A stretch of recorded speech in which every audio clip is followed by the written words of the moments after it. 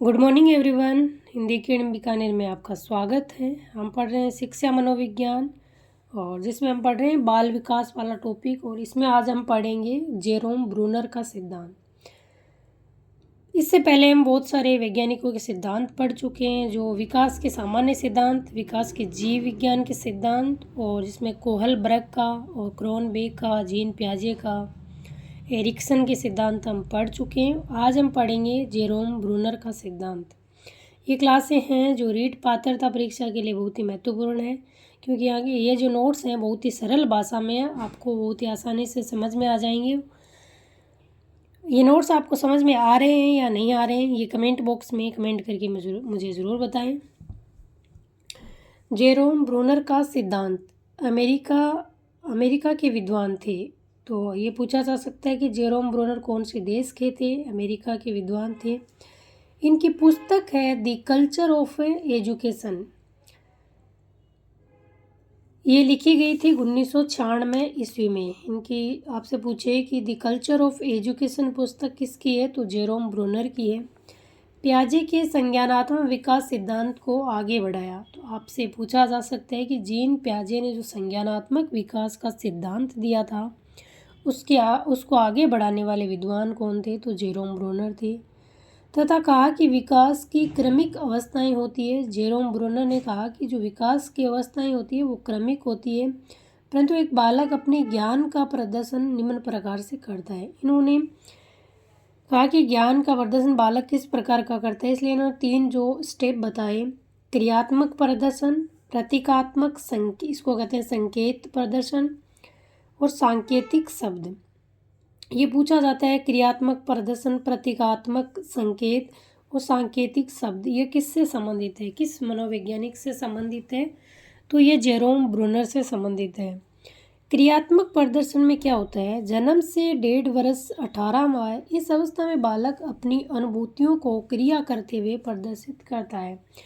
इसमें क्या होता है, बच्चा जो अपना अनुभव होता है, उसकी जो भी अनुभूति होती है वो क्या करता है, यहाँ पर कुछ ना कुछ काम करके क्रिया के माध्यम से प्रस्तुत उसको करता है, उसको प्रेजेंट करता है। प्रतीकात्मक या संकेत, यहाँ पर बच्चा संकेतों के माध्यम से, प्रतीक के माध्यम से प्रदर्शन करेगा, जो कि कार्य व्यवहार देखता है उसी प्रकार का प्रकट करता है। यहाँ पे जो उम्र है 18 माह से 6 वर्ष, 1.5 वर्ष से 6 वर्ष, संकेत या इशारों में यहाँ पर अपनी जो बात है बच्चा रखता है। सांकेतिक शब्द, पूर्ण भाषा विकास हो जाने से भाषा में प्रकट करता है। सांकेतिक ये था प्रतीकात्मक संकेत, यहाँ पर है सांकेतिक शब्द। यहाँ पर पूर्ण रूप से, क्योंकि 6 वर्ष से अधिक उम्र की बात इसमें है, तो ये पूर्ण भाषा विकास हो जाने पर भाषा के माध्यम से अपनी बातों को प्रकट करता है। ब्रूनर के अनुसार चिंतन का जन्म संकेत व प्रतिमा से होता है। आपसे पूछा जा सकता है कि ब्रूनर के अनुसार चिंतन का जो जन्म होता है किस प्रकार होता है, तो संकेत व प्रतिमा से होता है, या चिंतन का जन्म संकेत व प्रतिमा से होता है, ऐसा किसने कहा, तो जेरोम ब्रूनर ने। बालक के ज्ञान प्रदर्शन में तथा संज्ञानात्मक विकास में भाषा का सबसे बड़ा योगदान है। जेरोम ब्रूनर ने कहा कि बालक का जो ज्ञान है, बालक के ज्ञान प्रदर्शन में तथा संज्ञानात्मक विकास में भाषा का सबसे बड़ा योगदान है। ये थे जेरोम ब्रूनर। इसमें आपको जो इम्पोर्टेंट है वो है कि जेरोम ब्रूनर कौन से देश के थे। प्रश्न यहाँ से इस प्रकार के बन सकते हैं। नंबर 1, अमेरिका के विद्वान थे। इनकी जो पुस्तक है द कल्चर ऑफ एजुकेशन, और उन्होंने जीन पियाजे के संज्ञानात्मक विकास सिद्धांत को आगे बढ़ाया।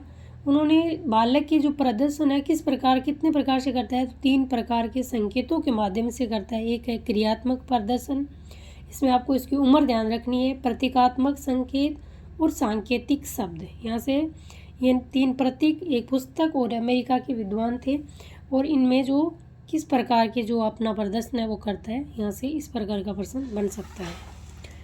अब एक छोटा सा मनोवैज्ञानिक है डेविड अल्काइड, इसको हम पढ़ेंगे। इसकी पुस्तक है, ये इम्पोर्टेंट है, ईगोसेंट्रिसिज्म इन एडोसेंट। आपसे पूछिए ईगोसेंट्रिसिज्म इन एडोसेंट, कि कुछ मनोवैज्ञानिक ऐसे होते हैं जिनको हम छोड़ देते हैं और पर्सन वहीं से बच जाता है। तो ध्यान रखना, ईगो सेंट्रिसिज्म इन एडोसेंट, ये डेविड अल्काइड की पुस्तक है। इन्होंने 2 शब्दों का प्रयोग किया बालक के लिए, काल्पनिक श्रोता और पर्सनल फेबल। ये इम्पोर्टेंट है, इनकी वेरी मोस्ट जो शब्दावली है। डेविड अल्काइड की किशोरावस्था से संबंधित विचार प्रस्तुत किया था। डेविड अल्काइड ने काल्पनिक श्रोता और पर्सनल फेबल में क्या किया था, किशोरावस्था से संबंधित विचारों को प्रस्तुत किया था। काल्पनिक का अर्थ है मेरा निरीक्षण हर समय हो रहा है। बच्चा मतलब बच्चा होता है, किशोरावस्था में जो बालक होता है वो कल्पना में ज़्यादा रहता है। वो कह रहा है कि वो ऐसे सोच रहा है कि मेरा निरीक्षण हर समय हो रहा है, मेरे को हर कोई देख रहा है, मेरा निरीक्षण कर रहा है। पर्सनल फेबल में विशिष्ट एवं अद्वितीय हूँ। हर कोई यही सोचता है किशोरावस्था में कि मैं विशिष्ट एवं अद्वितीय हूँ। तो ये थी एक छोटी सी क्लास। पढ़ते रहिए, स्वस्थ रहिए, मस्त रहिए। फिर मिलते हैं हम एक नई क्लास के साथ।